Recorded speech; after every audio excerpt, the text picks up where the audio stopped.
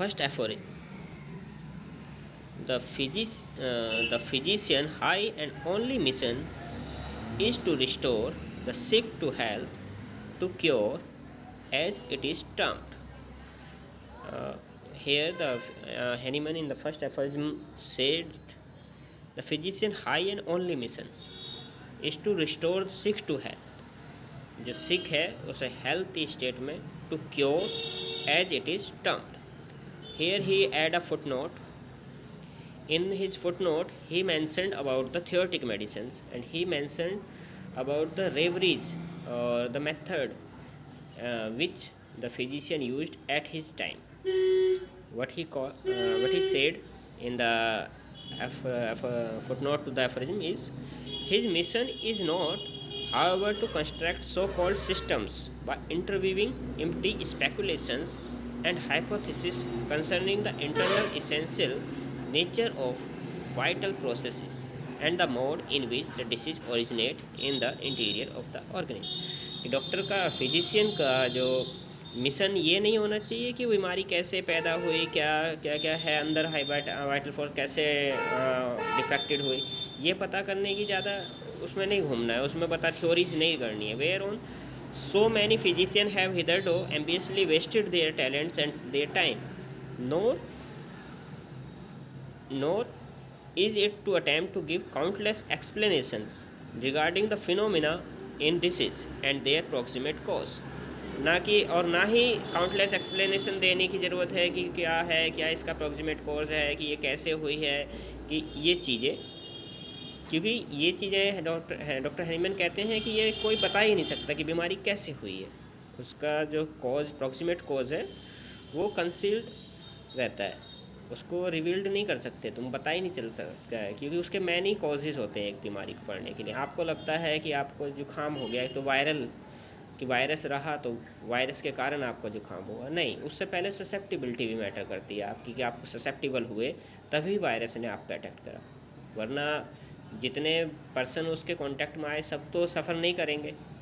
कि अगर कहीं कोई बीमारी चलती है परिवार में, किसी को भी कोई वायरल डिसीज़ होती है, तो सब तो सफ़र नहीं करते कि सबके 100% सारे के सारों को ही सफरिंग होगी. कुछ उसमें से सेफ भी रह जाएंगे, कुछ पहले सफ़र करेंगे, कुछ बाद में सफ़र करेंगे. तो ये मैटर करता है कि आपकी ससेप्टिबिलिटी कैसी है. तो आगे बात करते हैं. नोर फिजिशियन के बारे में वे कहते हैं, nor is to attempt to give countless explanation regard the phenomena in the disease and their proximate cause, which must ever remain concealed, wrapped in unintelligent words and inflated abstract mode of expression. कि उसको explain करने लगो patient को आप, तो ये गलत है. Which should sound very learn in order to astonish the ignorant. Patient तो अनजान है, पेशेंट को वो चीज़ें अच्छी लगेंगी कि ये बीमारी ऐसे हुई, आपको ये बीमारी है, ये कॉज है, ये सुनना बहुत अच्छा लगेगा. But violates the sick humanity sigh in vain for the aid. परंतु जो बीमार है उसको ज़रूरत है इलाज की, और उसको थ्योरीज़ की ज़रूरत नहीं है.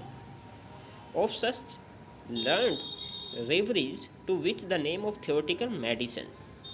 थियोटिक मेडिसन, तो ये जो रेवरीज, जो एक्सप्लेनेशन जो दी गई हैं, उनको ही डॉक्टर हैनीमैन ने थियोटिक मेडिसिन का जिक्र करा गया है. ये फर्स्ट एफोरिज्म के फुट नोट में मेंशन है. कभी कभार ये क्वेश्चन पेपर में पूछ लिया जाता है. Is given and for which special professorships are instituted, we have had quite enough. It is now high time that all who call themselves physicians should at length cease to deceive suffering mankind with mere talk, and begin now instead for once to act, that is really to help and to cure. तो यहाँ पर doctor Hahnemann ने ये भी बताया कि उसका mission क्या नहीं होना चाहिए, कि हमारा मिशन क्या होना चाहिए और क्या नहीं होना चाहिए. क्या होना चाहिए वो एफोरिज्म 1 में उन्होंने मेंशन करा है. The high and only mission is to restore the health, restore the sick to health, कि बीमार को हेल्थ स्टेज में लाना है, टू क्योर करना है एज इट इज़ टर्म, जो कि कहा गया है.